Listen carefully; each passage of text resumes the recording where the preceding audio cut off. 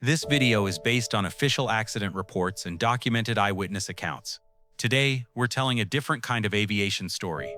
One where extraordinary skill, split-second decisions, and human courage transformed what should have been a catastrophe into one of the most remarkable survival stories in aviation history. January 15, 2009. A crisp Thursday afternoon in New York City. The temperature hovers around 20 degrees Fahrenheit as passengers board U.S. Airways Flight 15049 at LaGuardia Airport's Gate 2. This Airbus A320, registration N106US, is preparing for what should be a routine domestic flight to Charlotte, North Carolina. The aircraft is no stranger to these routes. Delivered new to U.S. Airways in August 1999, this twin-engine workhorse has accumulated over 25,000 flight hours across more than 16,000 takeoff and landing cycles. Its General Electric CFM56 engines have proven reliable through a decade of service, and today's pre-flight inspection reveals nothing unusual. In the terminal, 150 passengers prepare to board, business travelers heading south, families connecting to vacation destinations, and New Yorkers escaping the winter cold. None of them know that in less than 6 minutes, they'll be standing on the wings of their aircraft in the middle of the Hudson River. But unlike the tragedies we often examine, this story will end with something unprecedented in commercial aviation. A water landing where everyone survives. This is the story of the miracle on the Hudson and the 208 seconds that changed everything about how we view aviation emergency response. In the cockpit of Flight 15049, two men settle in for what they expect to be a routine 90-minute flight to Charlotte. Captain Chesley Sully Sullenberger slides into the left seat, bringing with him an extraordinary depth of aviation experience that will soon prove invaluable. At 57 years old, this former U.S. Air Force fighter pilot has accumulated nearly 20,000 total flight hours, including over 4,700 hours specifically on the Airbus A320. Sully's background extends far beyond commercial aviation. He's a glider pilot, experience that teaches pilots to think three-dimensionally about managing energy and altitude without engine power. He's also a renowned safety expert and instructor, having spent years developing training protocols for emergency situations. Unknown to anyone that afternoon, this unique combination of skills is about to become the difference between disaster and miracle. Beside him sits First Officer Jeffrey Skiles, a 49-year-old pilot with his own impressive credentials. Although he has only 37 hours on the A320, having recently transitioned to the aircraft type, Skiles brings over 15,000 career flight hours to the cockpit. This flight marks his first A320 assignment as the pilot flying, meaning he'll handle the actual controls while Sully monitors and communicates. In the cabin, three experienced flight attendants prepare for departure. Sheila Dale, Donna Dent, and Doreen Welsh represent decades of combined service with U.S. Airways.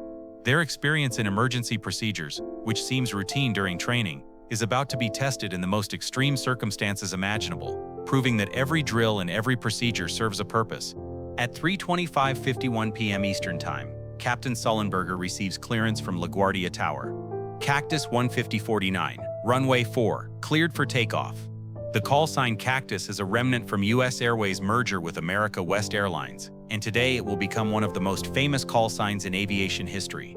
First Officer Skiles advances the throttles, and the Airbus A320 begins its takeoff roll on runway 4. The aircraft accelerates smoothly through 50, 80, 100 knots as the Manhattan skyline comes into view ahead. Everything is proceeding exactly according to plan as they reach the critical speeds that transform the machine from ground vehicle to aircraft. Skiles calls out V1, the point of no return for stopping on the runway, then rotate as the aircraft reaches takeoff speed. The A320 lifts smoothly off the runway, climbing into the clear winter sky above one of the world's busiest airspaces. The landing gear retracts with its characteristic thump, and the aircraft settles into its initial climb configuration. Air traffic control provides the standard departure instructions. Cactus 15049, contact departure, good day. The flight is cleared to climb to 15,000 feet initially, with further clearance to their cruising altitude expected once they clear the congested New York area. As the aircraft climbs through 1,000 feet, then 2,000 feet, passengers begin to relax, many opening books or preparing laptops for the flight south.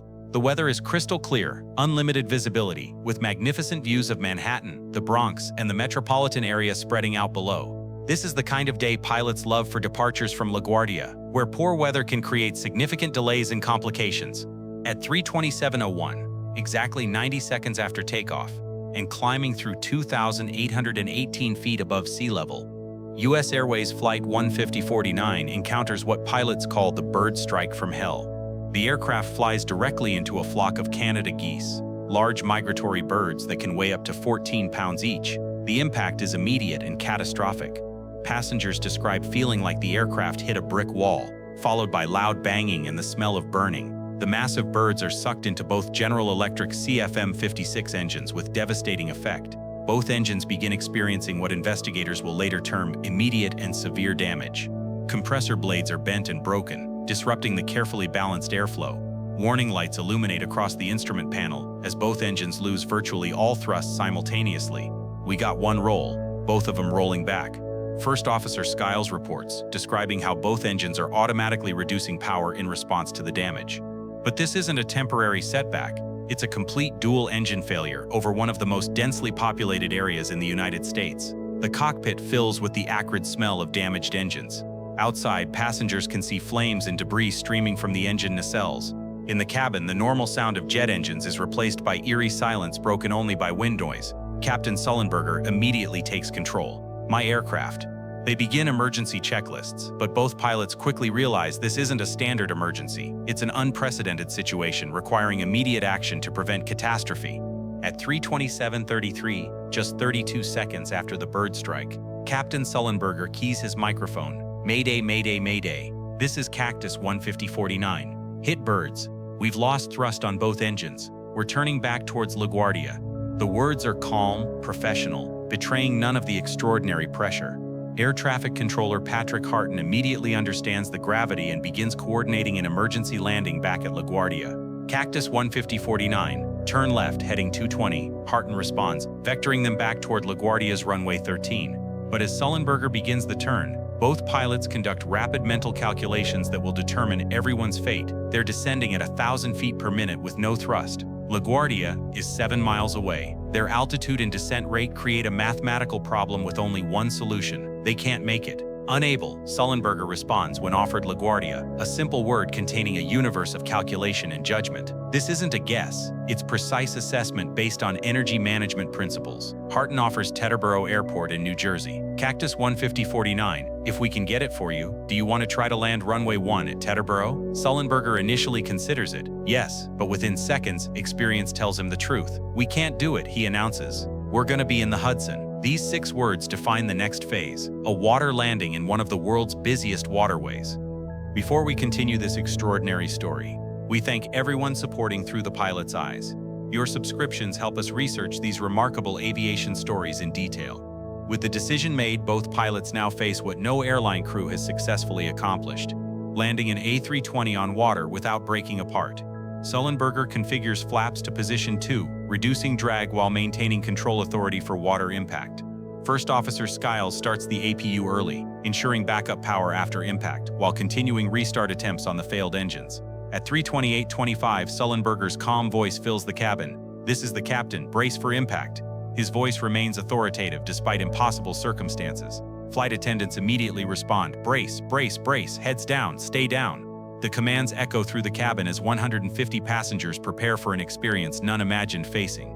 The aircraft passes over the George Washington Bridge at 900 feet, so low witnesses can see into cabin windows. Sullenberger manages energy with test pilot precision, balancing airspeed and altitude for a survivable water landing. The Hudson River rushes toward them as Sullenberger performs calculations no commercial pilot has ever needed: how to land a 150,000-pound aircraft on water and keep everyone alive. At 3:31:18 p.m., exactly 208 seconds after the bird strike, U.S. Airways Flight 15049 touches down on the Hudson River in what aviation experts will later call the most perfect water landing in commercial aviation history.